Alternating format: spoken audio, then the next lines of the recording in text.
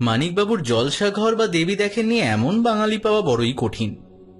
মনে আছে তো জলসাঘরের সেই বাড়ি? ওই একই বাড়িতে কিন্তু শুটিং হয়েছিল দেবীর। জানেন কি, শুটিং এর বাইরেও আছে ওই বাড়ির অন্য আর এক গল্প। কি সেই গল্প? সেই গল্পই আজ বলবে এখন গল্প। শুনতে থাকুন শাহনওয়াজ হকের লেখা ভৌতিক রহস্য গল্প শালুপুরি। গল্প পাঠে সুমন, অভিনয়ে সৈকত, অরিজিৎ, বর্ষা, দীপম, শুভদীপ এবং সুমন। বিশেষ সহযোগিতায় নীল এবং Ruchira. Sound and music Phoenix Audioverse. Poster design করেছে শুভদীপ। সামগ্রিক পরিচালনায় বর্ষা এবং সুমন। তাহলে শুরু করা যাক আজকের গল্প শালুপুরি।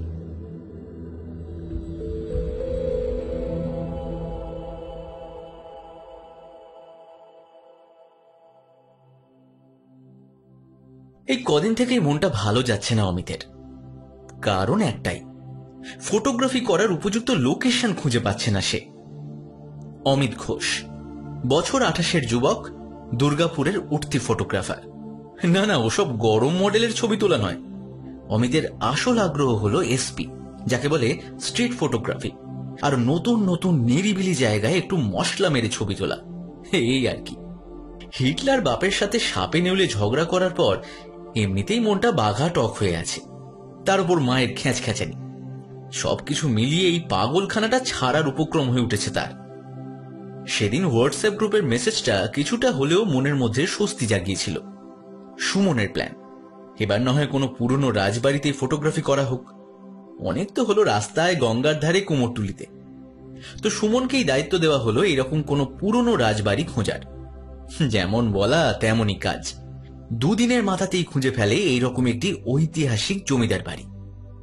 মুর্শিদাবাদ জেলার বহরমপুর থেকে প্রায় 75 কিলোমিটার দূরে গঙ্গা নদী ঘেঁষা নিমতিতা গ্রামের শেষ প্রান্তে অবস্থিত এই অতি পুরনো রাজবাড়ি।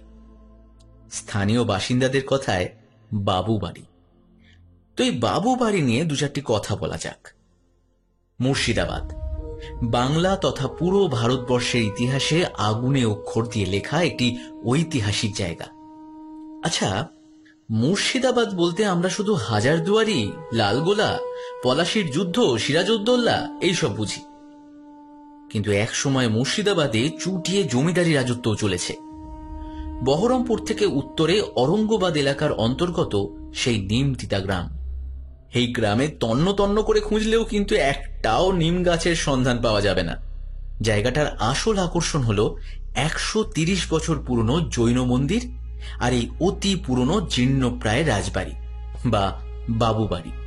কালের স্রোতের ব্যতিক্রম না হয়ে একসময়ের ঐশ্বর্য, বৈভব, আজকের এই রুগ্ন ভগ্ন ধ্বংসস্ত বাবু বাড়িটি এখনো গঙ্গার সামনে বুক ফুলিয়ে অকথিত অখ্যাত ইতিহাসের সাক্ষী হয়ে দাঁড়িয়ে আছে। ইতিহাস বলছে অষ্টাদশ শতাব্দীতে দুই তুতো ভাই গৌর সুন্দর এবং দ্বারকানাথ চৌধুরী মুর্শিদাবাদের উত্তর প্রান্তে এক বিস্তীর্ণ জমি কিনে নিমতিতার জমিদারির প্রচলন করেন। এই জমিদারি যে কারণে সুনাম অর্জন করেছিল সেটা ছিল তাদের হিন্দুস্তানি সঙ্গীত, নৃত্যের প্রতি অগাধ ভালোবাসা এবং তার পৃষ্ঠপোষকতা। এই দ্বারকানাথের পুত্র মহেন্দ্র নারায়ণ নিমতিতাকে বাংলার কালচারাল ম্যাপে এনেছিলেন নিজের নাট্যকলার মাধ্যমে। তিনি রাজবাড়ির পূর্ব দিকে হিন্দু থিয়েটার নামক নাটক মঞ্চ স্থাপন করেন। সমসাময়িক তাবড় তাবড় নাট্যকার ও অভিনেতারা এখানে তাদের নাটক মঞ্চস্থ করতেন। গঙ্গার ভাঙনে ধীরে ধীরে তলিয়ে যায় রাজবাড়ির প্রাঙ্গণ, ফুটবল খেলার মাঠ এবং সেই হিন্দু থিয়েটারটাও। আপনাদের জানিয়ে রাখা ভালো, সত্যজিৎ রায় পরিচালিত এবং ছবি বিশ্বাস অভিনীত বিখ্যাত ছবি জলসাঘরের পুরো শুটিং এই রাজবাড়িতেই হয়েছিল। রাজবাড়ির ভেতরে ঢুকতেই সামনেই ঠাকুর দালান। এই ঠাকুর দালানে সত্যজিৎ রায় একসময় ফ্রেম বন্দি করেছিলেন আর এক বাংলা ছবি, দেবী। জমিদারি যুগে এই রাজবাড়ির দুর্গাপুজো মুর্শিদাবাদ বিখ্যাত ছিল। 6 দিন ধরে গ্রামের লোক 2 বেলা আহার করত এখানে। প্রথানুসারে এখনো দুর্গাপুজো হয়, কিন্তু আর সেই জাঁক জমকটা নেই। নিষ্ঠুর কাল কেড়ে নিয়েছে বাবু বাড়ির ভরা যৌবন। তাই এ তো গেল ইতিহাসের কথা। এখন বর্তমানের কথায় আসা যাক। বর্তমানে বাবু বাড়িটি একদম ভগ্নপ্রায়। পুরনো দেওয়ালগুলোর যে অবস্থা দেখে মনে হয় না 5 বছরেরও বেশি টিকবে। বিকেলবেলায় একাত্র ভিড় দেখা যায় এখানে। অনেকে আসেন ঐতিহাসিক বাড়িটির সৌন্দর্য দর্শনের সাক্ষী হতে, আর অনেকে আসেন এটাকে প্রেম করার উপযুক্ত জায়গা ভেবে। বাড়িটি অবশ্য তালাবন্ধই থাকে। এক পুরনো বাসিন্দা নরেন দাসেরই দায়িত্বে থাকে বাবু বাড়িটি। তিনি বছরে একবার দুর্গাপূজার সময় বাড়িটির তালা খুলে পরিষ্কার করান। ব্যাস, বছরে ওই কটা দিনই খোলা থাকে। তাও আবার সমস্ত কিছু হয় চৌধুরীদের কুলপুরোহিতের বংশধর লক্ষ্মীনারায়ণ ভট্টাচার্যের তত্ত্বাবধানে। স্থানীয় হাকিম মিয়ার কথায় রাত 9টার পর বাড়িটির ভিতর থেকে কি সব শব্দ আসে। এই সেদিনকার কথাই ধরা যাক না। সন্ধ্যাবেলায় গরুগুলো বাড়ি ফেরেনি দেখে পুরো গ্রাম তন্ন তন্ন করে খোঁজার পর এই বাবু বাড়ির কাছে এসে দেখতে পায় এক অদ্ভুত দৃশ্য। তারই গরু দুটি 2 পায়ে দাঁড়িয়ে বাবু বাড়ির বিরাট কাঠের দরজাটা অন্য 2 পায়ে সজোরে ধাক্কা দিচ্ছে, যেন তারা দরজাটা খুলতে চায়। 4 পায়ের জানোয়ারকে 2 পায়ে দাঁড়াতে দেখে ভয় পেয়েছিল সাহসী হাকিম। তবুও নিজের বাড়ির গরু নিয়ে তো যেতেই হবে। হাঁকাতে গিয়ে ওই নিরীহ প্রাণীর মুখ থেকে শুনেছিল এক অদ্ভুত শিয়ালের মতো আওয়াজ, আর বাড়ির ভিতর থেকে শোনা যাচ্ছিল এক তীব্র আর্তনাদ, যেন কোনো মাঝবয়সী মহিলার গলার কর্ণ বিদারী শব্দ। এক দৌড়ে পালিয়ে এসেছিল হাকিম। তারপর থেকে রাতের বেলায় বাবু বাড়ির আশেপাশে পা ডিঙোতে যায় না কেউ। সমগ্র বাংলাতে হাজার হাজার জমিদার বাড়ি থাকা সত্ত্বেও এই বেটা সুমনের এই ভুতুড়ে বাড়ি পছন্দ হয়েছে ফটোশুটের জন্য। ওই যে জলসা ঘরের কথাটা বললাম না, ব্যাস ওটাই মাথায় ঢুকে রয়েছে। বেলা 2টোর সময় অরঙ্গবাদ পৌঁছে যায় সুমন আর অমিত, সাথে দামি ক্যামেরা, ব্যাগ, ট্রাইপড, লেন্স এবং ল্যাপটপ। 2 রাত্রির কাটানোর কথা। তো সেই সুমনের মামার বাড়িতেই থাকা খাওয়ার ব্যবস্থা হলো তাদের। দুপুরের খাবারটা জুত করে খেয়ে এক ঘুম মেরে সন্ধ্যাবেলায় সোজা পৌঁছে গেল গঙ্গার ধারে বাবু বাড়িটার কাছে। এখনো আকাশে চাঁদ ওঠেনি। বাড়িটার আশেপাশে কেমন যেন একটা নিঝুম পরিবেশ। বাচ্চারা খেলা করে বাড়ি ফিরছে। অমিত বাড়িটার কয়েকটা ছবি তুলে নিল। পূর্ব দিকে কিছুটা এগিয়েই রয়েছে বিএসএফ ক্যাম্প। ওখানেও মনে হচ্ছে খুব একটা লোকজন নেই। বলি, সন্ধ্যেবেলায় বাবু বাড়ির আশেপাশে কি করছেন কি আপনারা? হ্যাঁ, পেছন থেকে একটা গম্ভীর গলার আওয়াজ পেয়ে ঘাটটা ঘুরিয়ে দেখে অমিত। একটা স্যান্ডো গেঞ্জি এবং লুঙ্গি পরা সুঠাম দেহের একটা লোক দাঁড়িয়ে। না, মানে আমরা এখানে ছবি তুলতে এসেছিলাম। কেন, এখানে কি ছবি তোলা বারণ আছে? বুঝলুম। আবার শুটিং হবে এইখানে। আপনাদের কি কোনোদিনও শিক্ষা হবে না? এত কিছু হয়ে যাওয়ার পরেও এখানে এসেছেন ওই শুটিং করতে। যা ইচ্ছে তাই করুন, কিন্তু মনে রাখবেন এবার আর ওই গ্রামবাসীদের কাছে সাহায্য প্রার্থী হবেন না। হ্যাঁ, চত্বর সব। বলতে বলতেই রাগে ফোঁস ফোঁস করতে করতে চলে গেল লোকটা। আরে এই যে শুনছেন, কি হয়েছে বলবেন তো? আরে ও কাকা, শুনতে পাচ্ছেন? আমরা তো এখানে ছবি তুলতে এসেছি। কি জ্বালাবে বাবা। আগা গোড়া কিচ্ছু বুঝতে না পেরে চিৎকার করতে থাকে সুমন। বুক পকেট থেকে সিগারেটটা বের করে জ্বালিয়ে নিল অমিত। ছবি তোলার জন্য বাড়িতে ঢুকতে হবে যে, কিন্তু বিরাট দরজায় ঝোলা লম্বা তালাটা সব আশায় জল ঢেলে দিল তাদের। একজনকে চাবির ব্যাপারে জিজ্ঞাসা করায় তর্জনী দেখিয়ে বলে দিল, ওই যে নরেন কাকার বাড়ি ওইখানে, আপনি ওখানে গিয়ে খোঁজ করতে পারেন। নরেন কাকা তো কোনো মতেই রাজি নন বাবু বাড়ি খোলার জন্য। তাঁর কথায় বছরে একবারই খোলা হয় ওই বাড়িটি, তাও আবার বামুন ঠাকুরের অনুমতিতে। আচ্ছা, মুশকিল হলো তো। এত দূর থেকে নিশ্চয়ই এই কথা শোনার জন্য আসেনি সুমনরা। যাই হোক, ঠিক হলো কাল সকালেই না হয় কথা বলবে ওই বামুন ঠাকুরের সাথে। খুব সকালবেলাতেই লক্ষ্মী বামুনের বাড়িতে হাজির সুমন এবং অমিত। অনেক কাকুতি মিনতি করার পর নিমরাজি হয়ে চাবিটা দিয়ে দিলেন তিনি। সাথে দিলেন কয়েকটা সতর্কবার্তাও। বাড়ির বিশাল দরজাটা খোলা হলো অনেক দিন পরে। দরজা খোলার সহিত কেমন একটা বোটকা গন্ধ নাকে ভক ভক করে লাগলো তাদের। ওই বাঘের গায়ে যেরকম গন্ধ হয় ঠিক সেই রকম একটা গন্ধ। সামনেই ঠাকুর দালান। বিশাল লম্বা লম্বা পাথরের খাম্বাগুলো যেন আজও জমিদার বাড়ির ঐতিহ্যের কাহিনী শোনাচ্ছে। জানলাগুলো বিশাল বড় বড় রড দেওয়া, দেখে সেন্ট্রাল জেল থেকে কম মনে হচ্ছে না।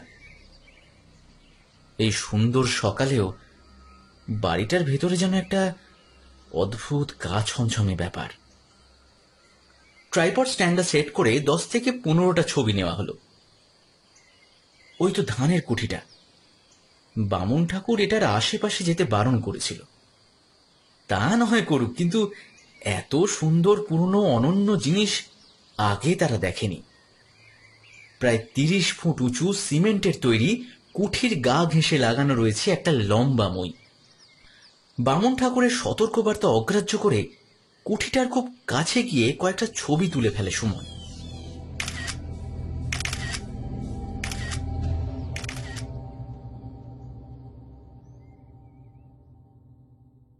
বাড়ি এসে ছবিগুলো এডিট করার সময় ল্যাপটপে ছবিগুলো দেখে শিরার মধ্যে ঠান্ডা স্রোত বয়ে যায় অমিতের। কি দেখছে? প্রতিটা ছবিতেই সুমন দাঁড়িয়ে রয়েছে এক অদ্ভুত ভঙ্গিতে। বাল্যবন্ধু সুমনের এই চেহারা কোনোদিন দেখেনি সে। রক্ত চক্ষু, চোখগুলো যেন ঠিকরে বেরিয়ে আসছে, যেন বহুদিনের অশান্ত ক্রোধ প্রতিফলিত হচ্ছে তার চেহারায়। কিন্তু সুমনের তো মাত্র 2টো ছবি তোলা হয়েছিল।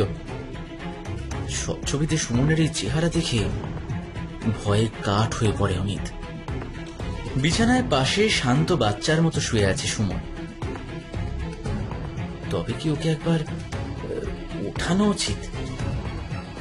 মুখ থেকে কথা বেরোচ্ছে না অমিতের। হঠাৎ কানের কাছে কে যেন ফিস ফিস করে বলে উঠল, ওটা আমি।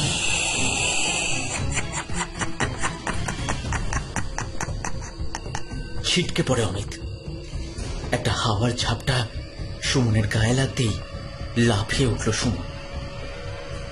আর অমিত এবার যা দেখল তা সত্যি বর্ণনাতীত।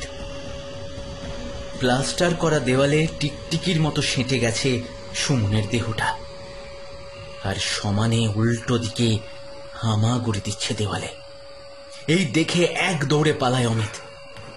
কোনো উপায় না দেখে সুমনের মামাতো ভাইকে নিয়ে সোজা চলে যায় নিমতিতায় লক্ষ্মী বামুনের বাড়িতে। পুরো ঘটনা শোনার পর মাথায় চিন্তার একটা অস্থির ভাঁজ পড়ে ওনার। তোমরা ধানের কোঠের পাশে কিছু অপবিত্র কাজ করনি তো? না, আমি তো ওদিকটায় যাইনি।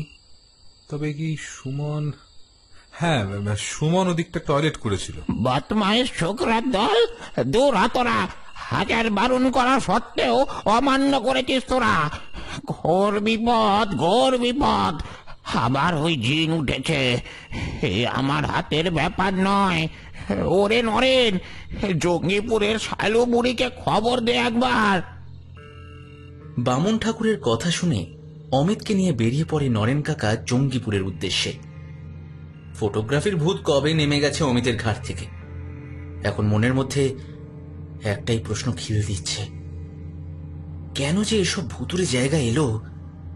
যেমন করেই হোক সুমনকে বাঁচাতে হবে। নরেন আগেও প্রয়োজনে 2বার এসেছে শালুবুড়ির কাছে, কিন্তু এই শালুবুড়ি কে? জঙ্গিপুরের কাছে আহিরন গ্রামে থাকেন সৈয়দ সালমা বেগম। লোকে তাকে শালুবুড়ি নামেই চেনে। বয়স প্রায় 60-65। বছর 15 আগেই পীর স্বামীর নিধন হয়েছে। আহিরন গ্রামের কাছেই একটা ছোট্ট জায়গায় ওনার দরগা। গ্রামের লোক তাকে পীরমা বলেই সম্বোধন করে। রঘুনাথ, লালগোলা, বহরমপুর, ধুলিয়ান, ফারাক্কা, কালিয়াচক এই সব এলাকার লোক তাকে এক নামেই চেনে।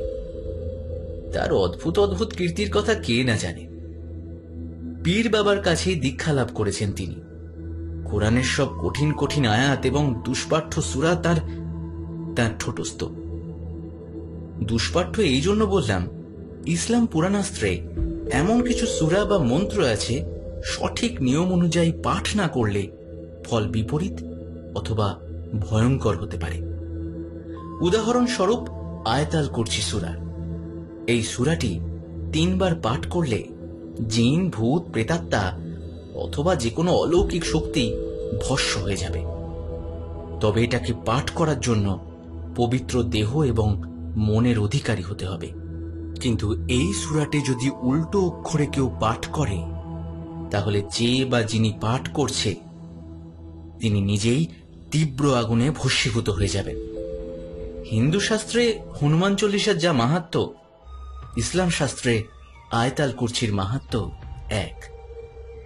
যাই হোক, আপনাদের পুরাণের কথা বলতে বলতে নরেন কখন যে পৌঁছে গেছে বুঝতেই পারিনি। দরগাটা একদম ফাঁকা জায়গায় অবস্থিত, চারিদিকে খাঁ খাঁ মাঠ। গ্রাম থেকে প্রায় 2 কিলোমিটার বাইরে NH-34 এর কাছে একলা পড়ে আছে এক চিলের দরগা। দরগার চারপাশে 10-12খানা শিশু গাছ যেন দাঁড়িয়ে পাহারা দিচ্ছে। কাছাকাছি একটা দোকানও নেই। ছোট্ট মাজারের চৌকাঠে পা রাখতেই একটা ভারী গলার শব্দ শুনতে পায় তারা। না পাক শরীরে দরগাতে প্রবেশ করবি না। ওই যে ওইখানে অজু করার জল আছে, ভালো করে হাত মুখ ধুয়ে আয়। সামনেই দাঁড়িয়ে কালো বোরখা পরিহিতা, চোখে চওড়া করে সুরমা দেওয়া অসম্ভব সুন্দরী এক প্রৌঢ়া রমণী। তাকে কোনোভাবেই দেখে বলা যাবে না যে ইনি 60 বছর বয়সী। বোরখার ভেতর থেকে কাঁচা পাকা চুলগুলো উঁকি মারছে। চোখে তার অদ্ভুত এক আকর্ষণ এবং আত্মবিশ্বাসের ছাপ। অমিত কিছু বুঝে ওঠার আগেই নরেন কাকা তাকে চোখের ইশারায় বোঝাতে চেষ্টা করলেন ইনি হচ্ছেন সেই শালুবুড়ি। হাত মুখ ধুয়ে দরগার ভেতরে প্রবেশ করতেই শালুবুড়ি বলে উঠলেন, কাল যেটা হয়েছে মোটেই ভালো হয়নি। ওই চোরার কুঠির কাছে যাওয়া উচিত হয়নি। তার উপর জায়গাটাকে অপবিত্র করেছে, আবার অন্যায় করেছে। ও 150 বছরের পুরনো শক্তিশালী জিনকে মুক্ত করেছে ওই ছোকরাটা। কথাগুলো শোনা মাত্রই তার চরণে ষষ্ঠাঙ্গ প্রণাম করে কান্নার সুর ধরে অমিত। রক্ষা করো মা, মা রক্ষা করো। আমাদের চরম ভুল হয়ে গেছে ঘরটায় ঢুকে। আমার বন্ধুর প্রাণ এখন আপনার হাতে মা, কিছু একটা করুন মা। অমিতকে ঘাড় ধরে উঠিয়ে আশ্বাস দেন পীরমা। এখন যা যা বলছি সেটা করবি। বলেই এক বাটি জল নিয়ে সেটাতে বিড়বিড় করে কি সব মন্ত্র পড়া শুরু করেন তিনি। একটু অবাক হয়ে একে অপরের মুখ চেয়ে থাকে অমিত এবং নরেন কাকা। এখন যা, ওই পানিটা বোতলে ভরে নিয়ে যা। আজ রাতে ঘুমোবার সময় ওই ছেলেটাকে খাইয়ে দিস।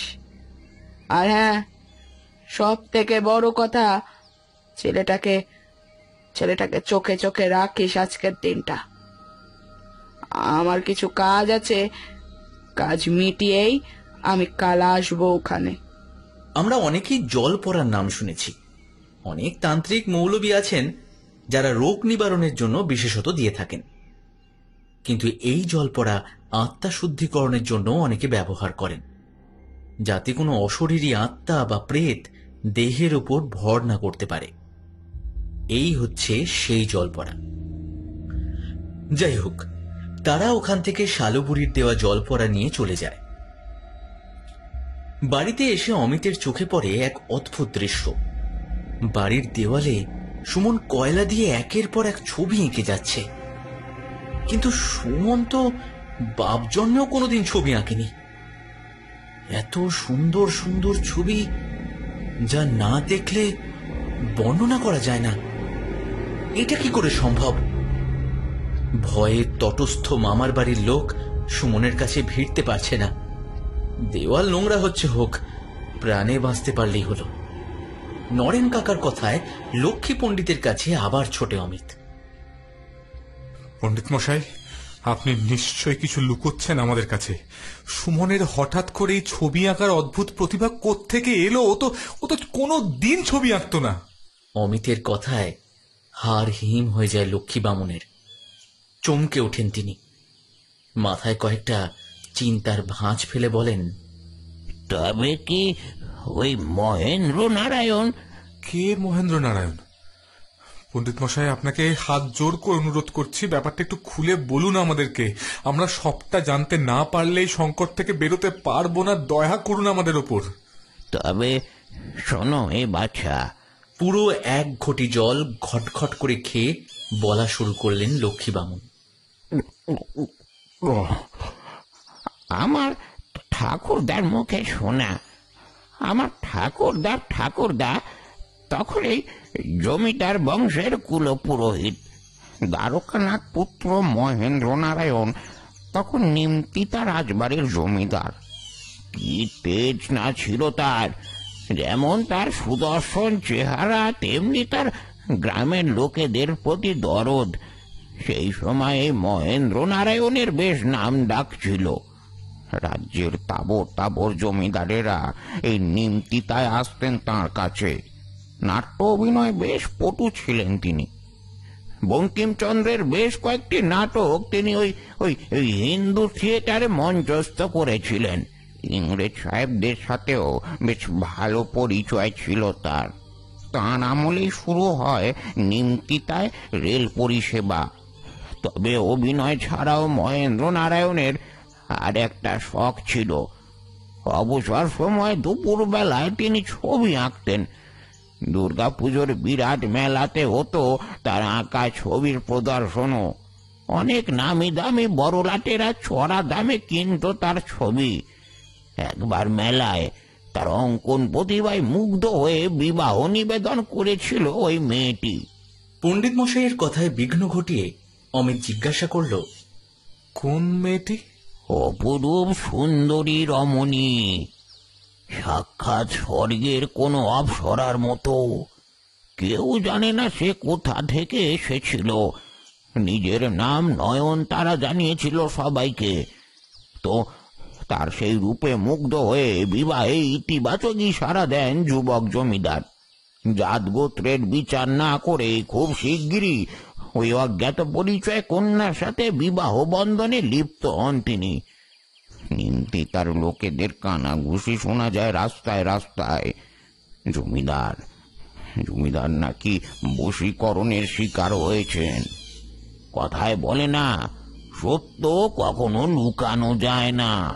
সেদিন গভীর রাতে হঠাৎ ঘুম ভেঙে যাওয়ায় পায়চারি করার জন্য রাজবাড়ির বারান্দায় এসে জমিদার দেখতে পান নয়নতারা নামাজ পড়ছে। নিজের চোখকে বিশ্বাস করতে পারেননি তিনি। মনের মধ্যে একটাই প্রশ্ন আঘাত করতে থাকে, তবে কি সে বিধর্মীকে বিবাহ করেছে? ধর্মের প্রতি কোনো কালই বাজ বিচার করা তার অভ্যেস ছিল না। কিন্তু মেনে নিতে পারেননি নয়নতারার বিশ্বাসঘাতকতা। সে রাতে ঘুমাবার সময় একটা কথায় খটকা লেগেছিল তার। নামাজের 5টি সময় তার জানা আছে, কিন্তু মাঝরাতে তো কারো নামাজ পড়ার কথা নয়। স্ত্রীকে কিছু না বলেই তিনি শুয়ে পড়েন। পরের দিন ভোরবেলায় ঘুম ভাঙতেই ছুটে যান এলাকার সব থেকে জব্বর ওঝা বোরজান মোল্লার কাছে। তাকে সব খুলে বলতেই তিনি বলেন, এ কোনো সাধারণ মহিলা নয়, এ একটা শক্তিশালী জিন্নাত বা জিন। বোরজান ওঝা রাজবাড়িতে গিয়ে নয়নতারার আসল রূপের ব্যাপারে জানতে পেরে কি নাকি সূরা অথবা কলমা পড়ে তাকে কুঠিবদ্ধ করেছিলেন। আর একটা সতর্কবাণী হিসেবে কুঠি ঘেঁষে তাকে মলমূত্র ত্যাগ করতে বারণ করেছিলেন। তারপরে কোনোদিনও ওই জিনের উপদ্রব বোঝা যায়নি। কিন্তু এতদিন পরে আবার যে কি করে ওই শক্তিশালী জিন জাগ্রত হলো তা তো আমি বুঝতেই পারছি না। গপ্প বলতে বলতে কখন যে সন্ধ্যা হয়ে গেছে বুঝতে পারেনি তারা। পেছন থেকে হঠাৎ একটা অদ্ভুত মানুষের কণ্ঠস্বর শোনা গেল। ঠিকই ধরেছিস পণ্ডিত। চমকে গিয়ে পিছনে ঘুরে কাউকে দেখতে পায় না অমিত, কিন্তু যখনই নিচের দিকে তাকালো বুকের কলেজাটা উল্টে যাওয়ার উপক্রম হলো। অমিতের হাঁটুর থেকেও কম উচ্চতার একজন সাদা আলখাল্লা পরা মানুষ, তার মাথাটাও সাদা কাপড় দিয়ে ঢাকা। একগাল বিশাল লম্বা দাড়ির মানুষ দাঁড়িয়ে, যার মুখটা সুমনের আর দেহটা অন্য কারোর, সাথে খিলখিল করে হাসি। এবার আমি আর মহেন্দ্রকে ছাড়ছি না। তোরা হাজার চেষ্টা করলেও আমাকে আটকাতে পারবি না। এবার আমাদের কেউ আলাদা করতে পারবে না।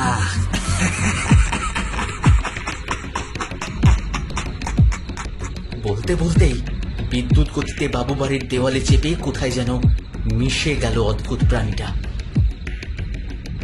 এরপর বেশ কয়েকটা ঘন্টা কেটে গেছে। সুমনের বাড়ি থেকে ফোন এসেই চলেছে। সুমন কোথায় আছে কেউ জানে না।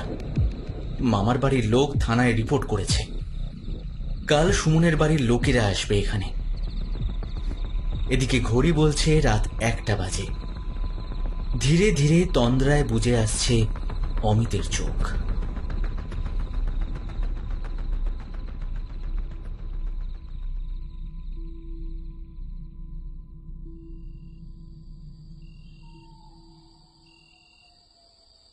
এই অমিত, আমাকে মিষ্টি খাওয়াবি? এ তো খুব চেনা গলা। হ্যাঁ, এ তো সুমনের গলার স্বর। আবার সেই একই গলা। আমাকে একা ছেড়ে চলে গেছিস? এদিকে আয়, এখানে আয়।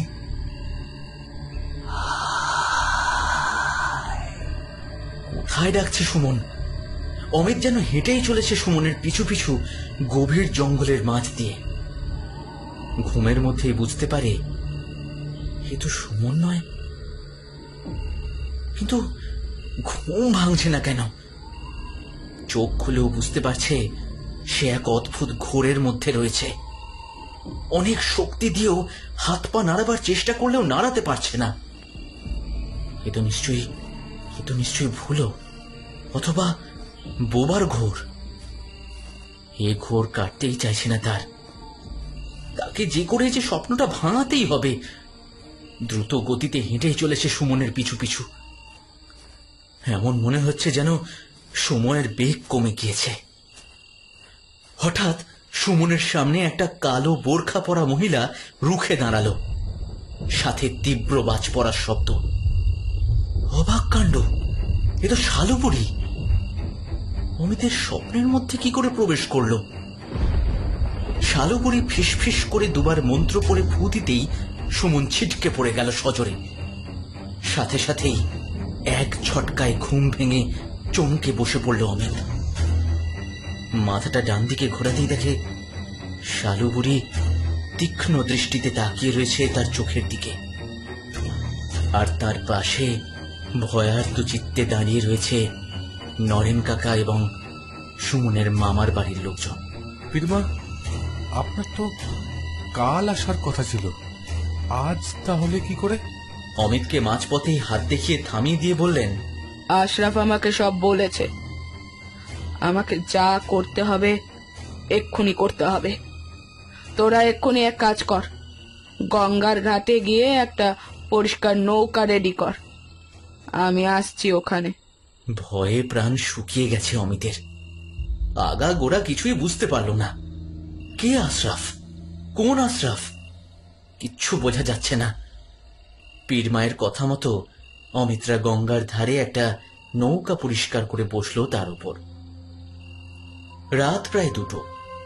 জ্যোৎস্নার আলো মেখে পবিত্র গঙ্গার জল ঝিকঝিক করছে।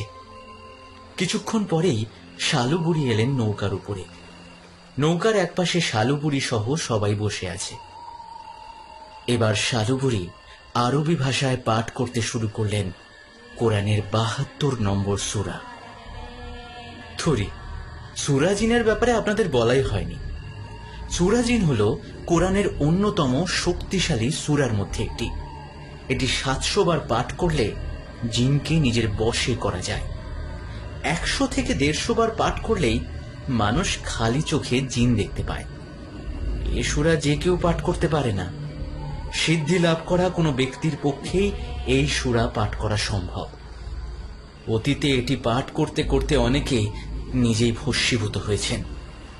এই সূরা পাঠ করার জন্য যথার্থ সাহস থাকা চাই। প্রায় 1 ঘন্টা হয়ে গেছে। এখন প্রায় রাত 3টে বাজে। শালুবুড়ির তীব্র গতিতে সূরা পাঠ চলছে স্পষ্ট উচ্চারণে। হঠাৎ দেখা যায় নদীর তীরে সাদা জলজল করা গুটি কয়েক ছোট ছোট মানুষের মতো, উচ্চতা প্রায় 2 ফুট হবে। মুখগুলো ঠিক বোঝা যাচ্ছে না। তাদের মধ্যে একজন নিজে থেকেই অমিতদের নৌকোতে এসে ঝাঁপ দেয়। শালুবুড়ি মন্ত্র পড়া থামায়নি এখনো। বুঝে উঠতে দেরি হয় না অমিতের যে ওই প্রাণীটি জিন ছাড়া আর কিছুই না। গায়ের লোম খাড়া হয়ে যায় অমিতের। এবার শালুবুড়ি সূরা পাঠ বন্ধ করে মাঝিকে নির্দেশ দেন নৌকো মাঝ নদীতে নিয়ে যাওয়ার জন্য। নৌকা মাঝ নদীতে আসে। থরথর করে কাঁপছে বিপরীত দিকে বসে থাকা ছোট্ট প্রাণীটি। শালুবুড়ি তখন রক্তচক্ষু। তার পুরো শরীর থেকে যেন একটা গরম ভাব বেরোচ্ছে অনুভব করতে পারে পাশে বসে থাকা অমিত। এবার শালুবুড়ি ওই জিনের দিকে তাকিয়ে ভারী গলায় বলে, ছেড়ে দে বাচ্চাটাকে, ছেড়ে দে বাচ্চাটাকে। 300 বছর ধরে অপেক্ষা করেছি মহেন্দ্র নারায়ণের জন্য।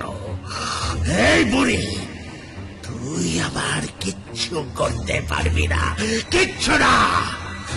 সুরাজিন পড়ে আমাকে নিয়ে তো এসেছিস এখানে, কিন্তু আমি গেলে মহেন্দ্রকে আমার সাথে নিয়েই যাব, সাথে নিয়েই যাব ওকে।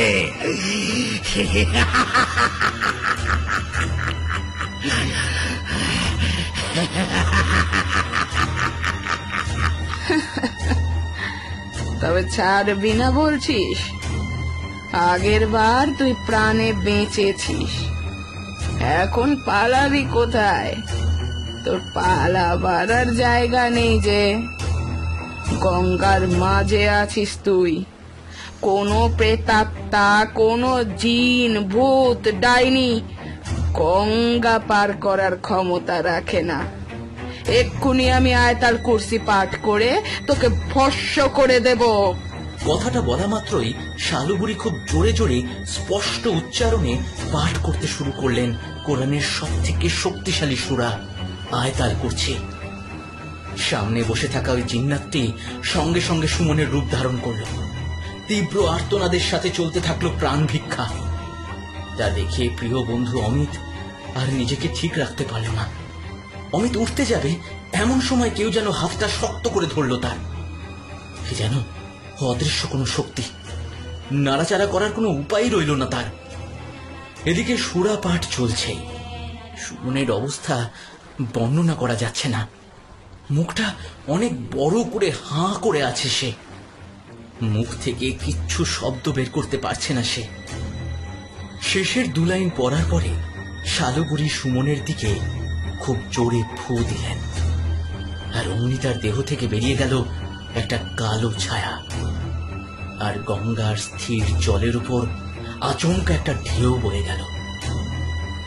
নৌকার উপরেই লুটিয়ে পড়ে সুমন। শালুবুড়ির মুখ থেকে শোনা শব্দে বুকের স্পন্দন গতি ধীর হয় আমাদের। এখন সব ঠিক আছে, ওকে ছেড়ে দে আশরাফ। বন্ধন মুক্ত হয় অমিত। অবাক হয়ে এদিক ওদিক তাকাতে শুরু করল সে।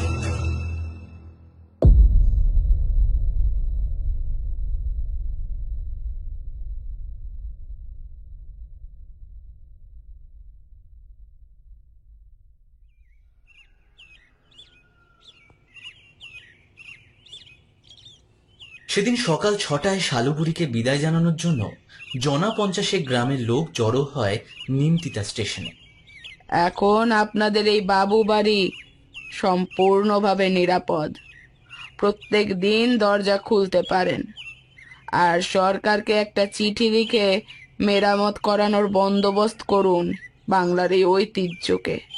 লক্ষ্মী বামুনের উদ্দেশ্যে এই কথাগুলো বলেন শালুপুরি। পাশেই সুমন এবং অমিতকে দাঁড়িয়ে থাকতে দেখে বললেন, এবার তোমরা ভালো করে ছবি তুলতে পারো এখানে। অমিতের চেহারায় প্রশ্নের ছাপ দেখে জিজ্ঞাসা করেন তিনি, কিছু বলতে চাও? না, মানে সবই ঠিকই আছে, কিন্তু ওই আশরাফের ব্যাপারটা তো বুঝলাম না।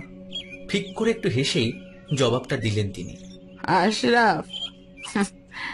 ও আর কেউ না, ও আমার পোষা জিন, আমার দেহরক্ষী। সেদিন তোমাদের সাথে গাড়িতে পাঠিয়েছিলাম আমি, যাতে তোমাদের অশুভ শক্তি কিচ্ছু করতে না পারে।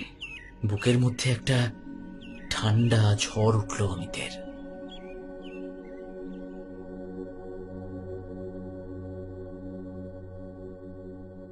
গল্পটি আপনাদের কেমন লাগলো অবশ্যই কমেন্ট করে জানাবেন, আর ভালো লাগলে চ্যানেলটি সাবস্ক্রাইব করতে ভুলবেন না।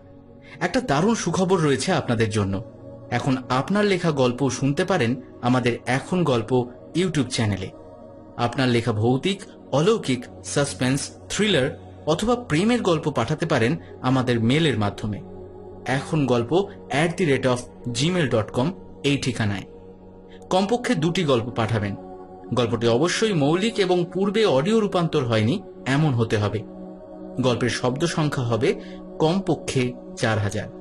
সাথে পাঠাবেন আপনার একটি ছবি এবং ফোন নাম্বার। আজ আমাদের সাথে ছিল আমাদের বন্ধু চ্যানেল পার্টনার্স রেনি টেলস এবং বং স্টোরি সার্কেল।